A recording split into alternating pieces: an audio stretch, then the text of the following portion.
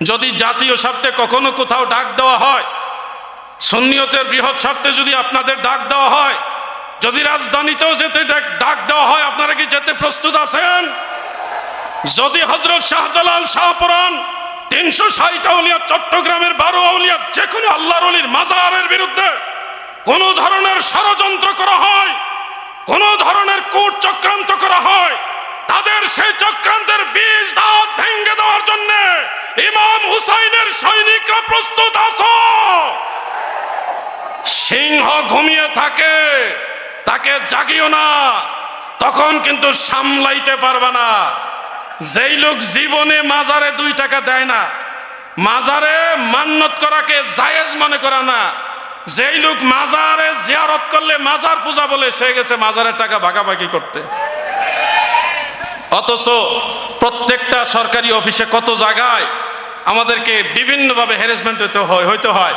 নিজের যে দুর্নীতির বেড়াজালের মধ্যে আছে ওগুলি ঠিকঠাক না করে গেছে, মাজারে একটা জায়গা ঠিক করার জন্য সময় দিতে হয়, লিগেলি কিছু নিয়ম আছে, এগুলি না করে হুট করে একটা জায়গাকে, সারা দেশের মানুষকে একটা হেজিটেশনের মধ্যে ফেলে দিয়েছেন।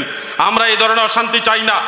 আমরা বাংলাদেশ সরকারের মাননীয় প্রধানমন্ত্রী, যিনি বর্তমানে দায়িত্বরত আছেন, তারেক রহমান সাহেবের কাছে আমরা আবদার করব, ওলি আল্লাহদের অনুসারীরা তারা শান্তিপ্রিয়, তারা মানুষের ঠকায়া মানুষের উপর আঘাত করে চলে না, তারা শান্তি পছন্দ করে, তারা মাজারে যায়, মানুষকে খাওয়ায়, এটা আনন্দ পায়।